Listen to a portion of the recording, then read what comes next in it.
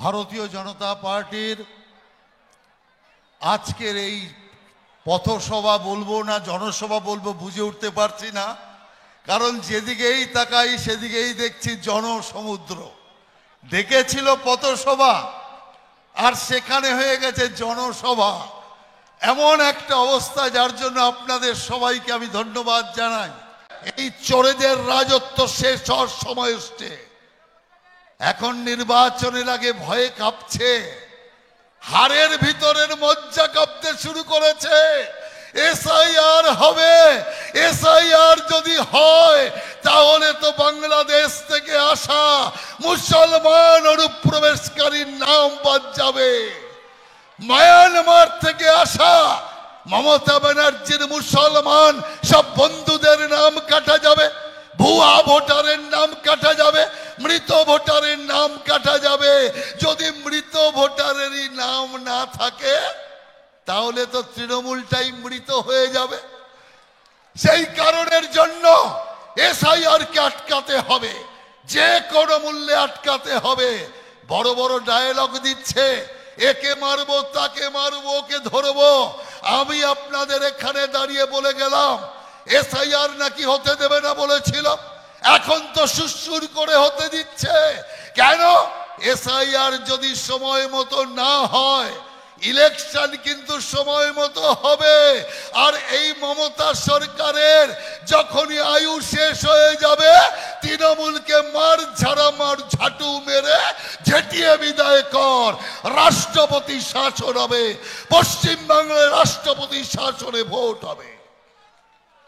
মা বোনেরা অনেক আশা নিয়ে এনেছিল মমতা ব্যানার্জিকে, অন্তত সিপিএম তো মর্যাদা দেয়নি, আমরা অন্তত মা বোনেরা মর্যাদা পাবো। কিন্তু আজ কি দেখছি আমরা? সারা পশ্চিম বাংলার অবস্থা, সবচেয়ে দুঃখী মা বোনেরা, সবচেয়ে বেশি অত্যাচারিত অপমানিত মা বোনেরা। বাংলা, যে বাংলা শিক্ষায় 1 নম্বর ছিল, সংস্কৃতিতে 1 নম্বর ছিল, পরিকাঠামোতে 1 নম্বর ছিল, শিল্পে 2 নম্বর ছিল, স্বাস্থ্যে 1 নম্বর ছিল। আর আজকে সেই বাংলা ধর্ষণে ভারত চ্যাম্পিয়ন, বেকারিতে ভারত চ্যাম্পিয়ন। এর যে লজ্জার বাংলার কি হতে পারে? আর বাংলার মুখ্যমন্ত্রী সেই ধর্ষিতা মেয়ের বিরুদ্ধে নানা রকম কথা বলে বেড়াচ্ছে। ওই মেয়েটার একটা প্রেম ছিল, ওই মেয়েটার একটু ফষ্টি নষ্টি করেছিল, যে সন্ধ্যাবেলা 7:30টায় বেরিয়েছে তাকে বলছে রাত 12টায় বেরিয়েছে। আর তারপরেও দেখছে যে তার ভাই যারা ধর্ষক আছে তারা মা বোনকে ছাড়ছে না।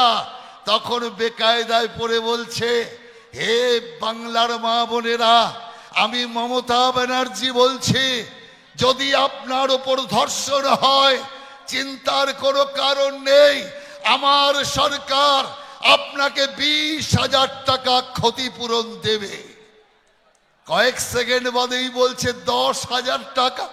আমরা বললাম আরে বাস, এই মাত্র বললো 20,000 টাকা আর এখন বলছে 10,000 টাকা। কথা পাল্টেছে না মুখ ফসকে বেরিয়ে গেছে? তৃণমূলের ভাইয়েরা বলছে না না দিদি যা বলেছে ঠিক বলেছে, 20,000ও আছে 10,000ও আছে। আমরা বললাম 10-20 দুরকম ব্যবস্থা কেন? তৃণমূলের ভাইয়েরা বলল ফুল হলে 20 আর হাফ হলে 10। চিন্তা করে দেখতে পারেন, একজন মহিলা মা বোনের সর্বশান্ত করবার, সর্বোচ্চ সম্মান যাওয়ার মূল্য 10,000 টাকা, 20,000 টাকা ঠিক করে।